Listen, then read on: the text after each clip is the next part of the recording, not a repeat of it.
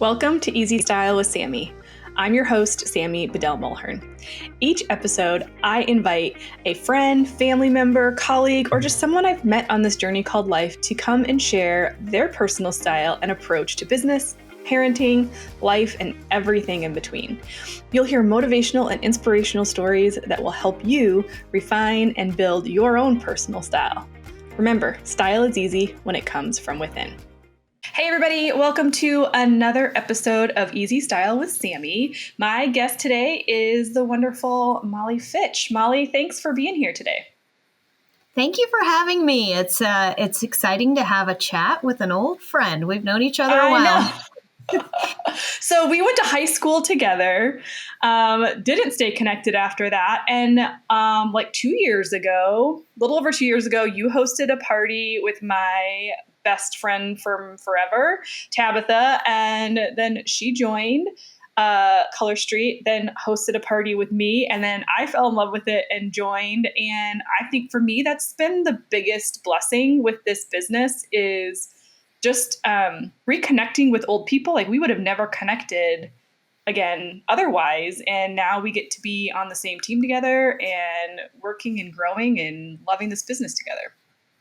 Yeah, it's definitely an added perk that people maybe don't realize from the start is just this fun support system, sisterhood that you kind of fall into. And, you know, this crew of people is who I turn to for all aspects of life now. And it's the, core group of people I never knew I needed in my life. So it's awesome. Yeah. Well, before we jump into your incredible team and the most importantly, the culture that you've built, because I think it is unique, why don't you just share a little bit about who you are, a little bit about your background and why direct sales is something you jumped headfirst into, sort of. Sounds good. Well, I am Molly. I am a mom of two little boys. I live in a small town in Iowa, and I just entered my 40s this year. And welcome. Yeah, it's a great club to be in. I started my professional life as a broadcaster. So in my 20s, I worked in TV news and did some anchoring and reporting. And it was just something that as we started to think of having a family, although I really enjoyed the work, it just didn't really fit what I wanted. And the hours just were getting hard to manage. And I did a complete change and went into education. And I worked in special education. And I still do sub in the schools, and it's so fulfilling. And then, one of my former teachers that I worked with messaged me one day and asked for my address and just said she had a surprise to send me. And I said, oh, okay. And here came this little sample of dry nail polish. And I didn't use it. It kind of sat on my dresser, but she followed up with me and said, hey, did you try that yet? And finally I tried it, and it was mind-blowing. I mean, I have a little bit of vision impairment in one of my eyes. And so trying to paint my nails was always a hot mess. And although I loved having my nails painted, this really provided a solution for me. So fell in love with the product first and just kept thinking about it and just kept telling everyone and showing everyone how it worked. And she just kept telling me like, why don't you sign up? And then, you can make the commission if your friends and family decide to purchase it. So I did say no probably a dozen times to her. Then I'd say yes, and then I'd back out. And finally, in March of 2018, I signed up, and it's just been the best thing ever. It's a bright spot in my day. It's kind of something for me amongst this house of boys. And yeah, it's grown and the company is growing, and I believe in it so much. So I don't know. I've had the best experience. I'm so grateful for it. I love that. Well, and it shines through because I think when people hear direct sales, everybody has their own opinion, their own experience, their own, like, this is great, or that's a scam, yada, yada, yada. And not all teams are created equal. Because of that stigma, I think, some people are more pushy with their teams. But what I love about what you've done is you've built this community, like you said at the beginning, like the people that you didn't even know you needed in your life for certain things. So did that kind of come naturally to you, or was that something you worked hard on? Is that something you got inspired? I know you're really close to your upline. Like, how did you kind of build this culture in your team? Well, I would say it just kind of happened organically because we started, it'll be almost 5 years ago. And when we started, it was brand new. Yes, the product had been around for a long time, but it wasn't something available through direct selling. And, we were learning as we were going, and there was really nothing that we had. There were no resources. So everything we were learning, we were almost like pioneers in a way. So if we tried an idea that worked, we were so excited to share with that small group that we had at the time. And it just kind of snowballed from there. We're all really talented at different things. And I think that just sharing what our strengths are with each other, it gives everyone a chance to shine. And it's really built that team culture. So the name of our team is Team Manny Thanks. Our larger team is called the Dreamer Squad. But that word thanks, it's just that word of gratitude and sharing. And when one of us shines, all of us shines. It seems kind of cheesy, but I don't think we'd be where we are if we weren't all sharing different elements of the business. One of us might be really great at creating graphics. Someone else might have the best looking hands and nails ever. So they're kind of taking pictures of the product that we can all use. And, like Sammy, you're so great at understanding marketing, and you teach us so much about how to market online and be social sellers. And, I have that broadcasting background, so I feel confident in presenting information and doing live videos. And so when we all work together, it's really pretty magical because we can pull from each other, and there's really no sense of competition. I mean, I've always believed there's enough success for all of us.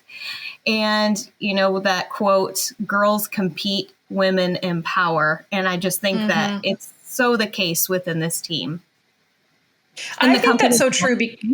Oh, yeah. No, I agree with that. But I think the abundance mindset is something that we very much take for granted as a norm, because I think that is definitely something that you have facilitated in your team. But so many, especially being a leader in a company from almost its inception, I think it can be really easy to build an ego around, well, I'm so important and I have, achieved this amazing success, and you all need to just listen to me because I know how to do things. Like, I think that's a natural space for people to go to. It's not natural for people to be like, hey, everybody share because I don't know things. So like, is that been your approach? Do you think in your careers and business and life in general is just like being a sponge and wanting to really understand more so that you can be better at insert job role, personal and professional? I absolutely think that. I think in so many aspects of my life, it's that whole ignorance on fire where I don't know, but I want to. I want to sit at the table with people that know what they're doing, and I want to learn from them. And then maybe one day I'll be at the table where I know something and I'll share with everybody else. There's just no way I could have gotten here without that mindset. And I've just never really seen it as any other way or any other approach to do it. So I'm just going to keep sharing and having, like you said, that abundance mindset. Yeah. Well, and I also feel like you have a huge amount of patience, because I think building the team the size you have it requires a lot of patience because everybody comes to the table with a different skill set. Some people can't read their emails. Some people don't know how to log into Facebook, all the way up to some people are like, rock star partiers and doing all the things. And they're just reaching out to you for, more high level strategy stuff. So like, you have to have patience on all sides. So do you think, like, are you a naturally patient person? Because same with going to school for special education and working in the special education classroom, that also requires a lot of patience and grace. Yeah, you definitely do have to have the patience for it, but also just have that understanding of this business is not an escalator ride. If it was, Mm-hmm. you'd just be gradually, slowly, and steadily moving to the place you want to be. And it couldn't be further from the truth. I mean, it's a true business. So there are ups and downs and really low lows and then really exciting highs the very next day. And I've kind of just come to love that like thrill ride of it because that's much more enjoyable than the boring escalator ride. And so I think there are times when it does get frustrating or discouraging. And, we really do have to dig deep for that patience. But it's just like any other job where if you take a little time away and truly disconnect for a couple of days, at least in my experience, I come back really refreshed and still so excited about it. And that's the thing, when you have a team, you can kind of assign different people with different skills. So if we have someone brand new that really needs help learning the very basics, we have people that, can do that and link arms with them within the team and also company wide. I think there's more of an understanding of really meeting people where they're at. Yeah. I think that's true. And I think you are a master connector also. Like, I think the thing that you have done that facilitates this culture is that you actually get to know the people on your team. People aren't just a number, and also just understanding like who can be where and asking for help. Like, how much of this is asking for help when we need it so that other people on the team feel comfortable to ask for help? Because I think in life, that's really hard for people to do.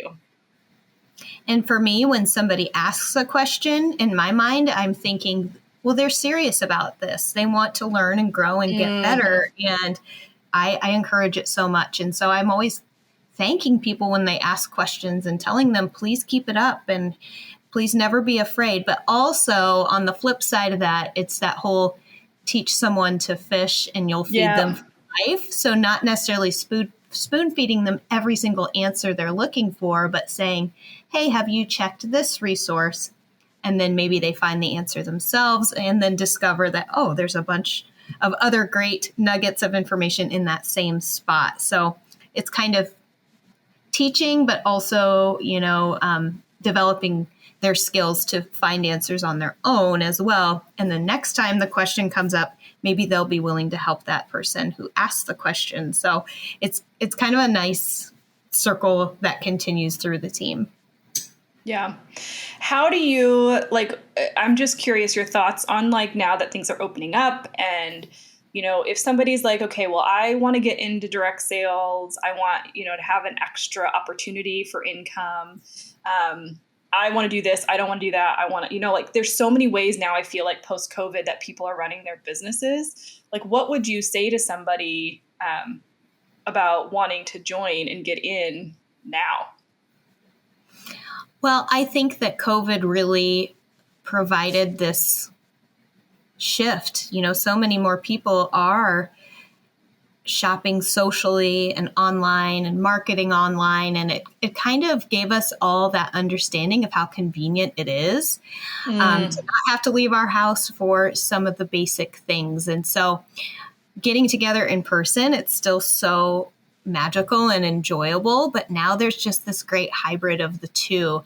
And I think that there's so many creative ways to be successful as a network marketer these days. And so I would say the chances are and the opportunities are almost better than they were during COVID or before COVID, because we have such an appreciation for both, in home and socializing now, because we can do both. Yeah, no, and that, because for me, it was a game changer. Like, I don't want to do in-home parties. Like, that was a non-negotiable for me because I like to have my evenings at home with my family. And so that is what had stopped me from joining direct sales before. It wasn't the business or the product, but it was, I don't want to be schlepping stuff around. But some people love to do that, and now you can get back out and do that. So I think that's a beautiful thing. But I wanted to just kind of ask you where you see like things going for you. Like, what are your big dreams? Like, what kind of different things within direct sales are you excited to try and expand and test and grow? Like, what are you dreaming about?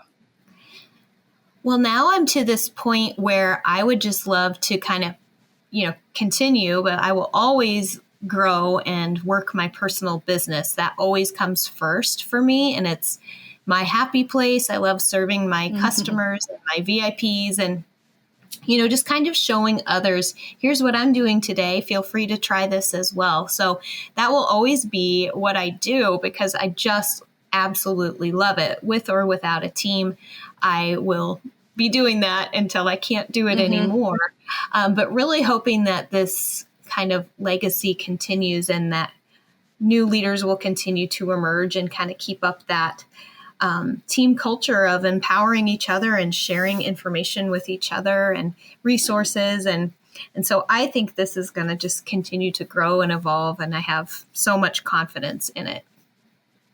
I love that. And I love that it's, for you, it's not necessarily about, well, I have to reach this level or I have to do that. It's more about, I want to serve the people that are supporting my business in an authentic and real way. And I think, again, just like reiterating that abundant mindset, like when you approach your business from that space, then the things come to you much easier and in a much more real way, as opposed to like always having to chase that next thing. When I was still working full-time in the school and started my direct selling business, I just always started with that clear, they call it your why, or what drives you or what you're going to do with any extra income you make. And I was going to tuck away anything for just a someday vacation. And when I was able to do that, it just, it inspired me. It motivated me to just keep that up. Like it still hasn't changed. Yeah. It's a different vacation now. Now my boys are getting older and I want to take them to Disney World. So that's my next thing. You always want to kind of have that reason why. And like I said, if the team ever went away, I would still do it for myself and still save that money for trips and memories and having so much fun while I'm doing it. That's the thing. Yeah. It is work, don't get me wrong, but it's fun and it's fulfilling and it's a dream come true in a lot of ways. So. Okay. One last question. If somebody's listening to this and maybe their upline it doesn't matter what company you're at, maybe your upline isn't as supportive, or maybe you feel like your team culture isn't great. What advice would you have for somebody? Because we talk about this a lot on our marketing podcast. Like you can be a leader at any level, regardless of what your title is or your status or whatnot. But kind of what advice would you give to people to kind of take their own reins and just worry about their own stuff and maybe not worry so much about this upline that's above them if it's not supportive? Sure. Yeah, I think that is a really important thing to talk about, because when you sign up, with a direct selling company, you're also signing up for the business model and everything that comes with it. So you might end up with an upline who isn't supportive or a downline who doesn't want the things you want, but we have to embrace the model that we signed up for. And really all we can control is our own personal business. I mean, it's wonderful to have that extra support, but that being said, just because you're connected on some graphical tree or virtual office, let that go and don't be afraid to reach out to sidelines and friends and other acquaintances within the industry to share ideas and, soak it all in, because we can all learn from each other, regardless if we're connected within the company. So I would say, look to people you look up to, look to people you are inspired by or get ideas from, and just start connecting. And it's an amazing thing when you collaborate. I agree. Collaboration is like my favorite word on the planet. It is how I've built every single business that I have been involved in. Well, good stuff. I love everything you're sharing. I can't believe it's already been 20 minutes. Like, it's just, You have such great nuggets of wisdom. So let's hop into the last questions that I ask every single podcast guest. Are you ready for these? Yes. Where is your go-to place for either personal development or business development? What resources do you utilize? Well, I am such a visual person that I actually really love YouTube. I love to kind of see, what people are sharing and how they're organizing things and what they're wearing and their makeup tutorials and advice for self-care. And so I really love YouTube. That's kind of like the way I unwind at the end of the day, is to watch a couple. And so a few that I really love are the Small Things blog with Kate. I love her. Yes. She breaks it down so easily. And in terms of professional, like one of my business idols is, her name's Kelly France. She's with Color Street, but the advice she shares can really be applied to any business or any goal you have. And so yeah, that's where I go. And also these people that I follow on YouTube, I get a lot of inspiration on style and makeup and hair and all the things as well. So it's kind of just a one-stop shop for me. I love it. Would you consider yourself an introvert or an extrovert? I would say extrovert, always that one trying to get people together and hang out and, collaborate. But during COVID, I guess I developed a new appreciation for being home and cozying up and hibernating. So the older I get, I can really appreciate both. And I think that we're always evolving and kind of circling between the two. But overall, I'd say extrovert. I love it. What is one thing that is on your goal list for the upcoming year?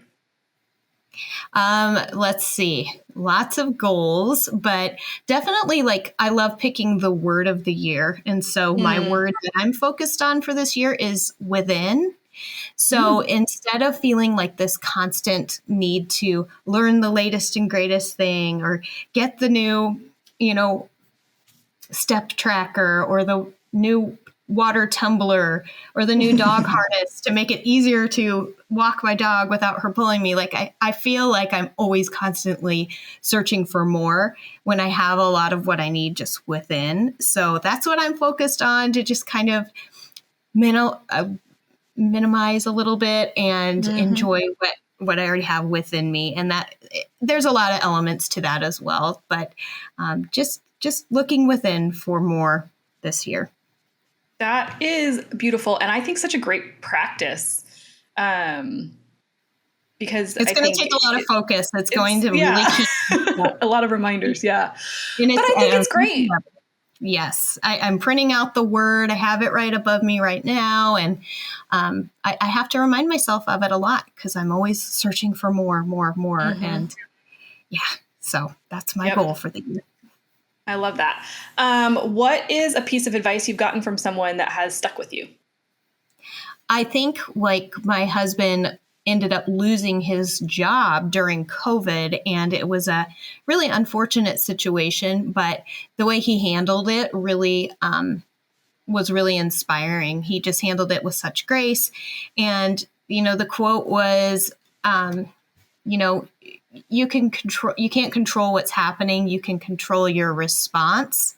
And that's where your power is.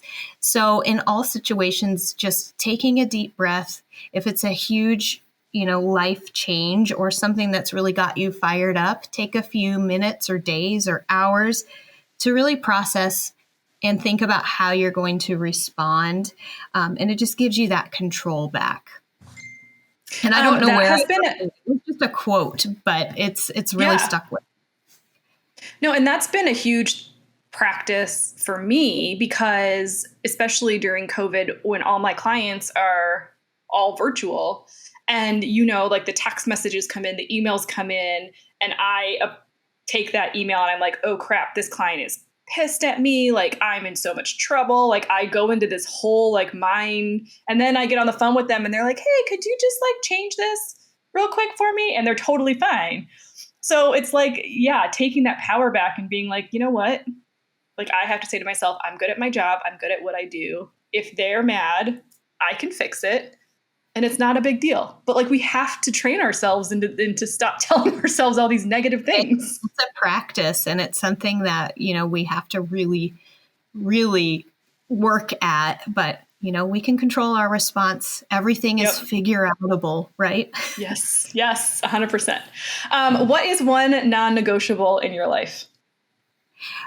Well, I would say coffee for sure. And not just coffee itself, but the act, like that morning ritual of I try to get up a little earlier than the rest of the family just to have that. Sometimes it's 10 minutes, sometimes it's 30 minutes, sometimes it's 2 minutes, but it's that time when I'm not on my device, I'm not doing anything except, when weather allows here in Iowa, just stepping outside and having that quiet moment to myself to kind of set my intention for the day.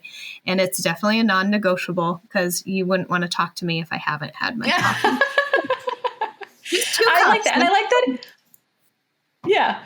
But I like that it's tied to a bigger ritual. And I think, I recorded another podcast where they were talking about how they're struggling with like setting the habits that they want. And so something like that is great because like, you're going to have your coffee in the morning. So I'm going to attach my ritual of setting my intention to the day to that because I know I'm not going to give up my morning coffee. So that's a great tip. Like if there's something you really want to add into your day, like attach it to something that is a non-negotiable in your life. Yes, I think that's called habit stacking. And it's something that, is it part of like the Atomic Habits book or the Miracle Morning book? I don't know where I first heard of it, but it's so true. Those things that you want and need to do every day to make your life better. Think of a little habit you can stack to it just to improve your day to day. And it's part of taking care of yourself, which is so important. Well, Molly, thank you so much for being a guest today and sharing your insights on how we can, I think even if you're not in direct sales, like how to build that culture, that team, and trust yourself is relevant across all business channels. So if people, though, want to connect with you, learn more about you, how do they do that? Well, Facebook and Instagram, you can find me. It's just facebook.com/Mrs. Molly Fitch, or Instagram, same thing, Instagram, Mrs. Molly Fitch. And, I'm not just going to throw Color Street down your throat. I share a lot of fun things, recipes, boy mom life. I like to drink Busch Light, and every day is an adventure. So if you ever want to connect, we love to laugh and have fun every day. So join me anytime. Big thank you again to Molly for joining me on this episode of the podcast.